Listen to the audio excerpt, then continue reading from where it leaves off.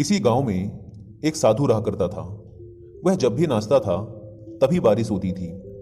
इसलिए गांव के लोगों को जब भी बारिश की जरूरत होती तब यह लोग उस साधु के पास जाते और उनसे अनुरोध करते कि वह नाचे।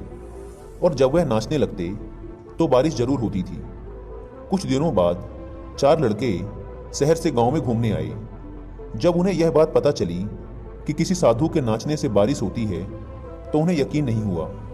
शहरी पढ़ाई लिखाई के घमंड में उन्होंने गांव वालों को चुनौती दे दी कि अगर हम भी नाचेंगे तो बारिश होगी, और अगर हमारे नाचने से बारिश नहीं हुई तो साधु के नाचने से भी बारिश नहीं होगी। अगले दिन सुबह सुबह गांव वाले उन चारों लड़कों को लेकर साधु के कुटिया के पास पहुंचे। गांव वालों ने साधु को सारी बात बताई। फिर उन लड़कों ने नाचना शुरू किया। पहले लड़के ने नाचना शुरू किया। आधा घंटा बीत गया। फिर पहला लड़का थककर बैठ गया, पर बादल नहीं दिखे।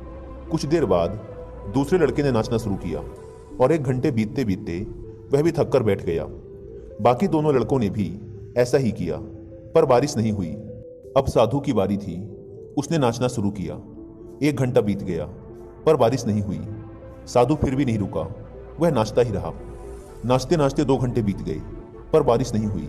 4 घंटे बीत गए, पर बारिश नहीं हुई। लेकिन साधु तो रुकने का नाम ही नहीं ले रहा था।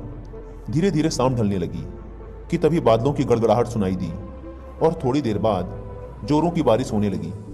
यह देखकर चारों लड़के दंग रह गए और तुरंत साधु से क्षमा मांगी। फिर चारों लड़कों ने साधु से पूछा, बाबा, भला ऐसा क्यों कि हमारे नाचने से बारिश नहीं हुई और आपके नाचने से बारिश हो गई? साधु ने उत्तर दिया, जब मैं नाचता हूं तो 2 बातों का ध्यान रखता हूं। पहली बात तो मैं यह सोचता हूं कि अगर मैं नाचूंगा तो बारिश को होना ही पड़ेगा, और दूसरी यह कि मैं तब तक नाचूंगा जब तक कि बारिश ना हो जाए। सफलता पाने वाले में भी यही गुण विद्यमान होता है। वे जिस काम को भी करते हैं उसमें उन्हें सफल होने का पूरा भरोसा होता है, और वह तब तक उस काम को करते हैं जब तक कि उसमें सफल ना हो जाए। इसलिए अगर हमें सफलता हासिल करनी है तो इस साधु की तरह ही अपने लक्ष्य को प्राप्त करना होगा।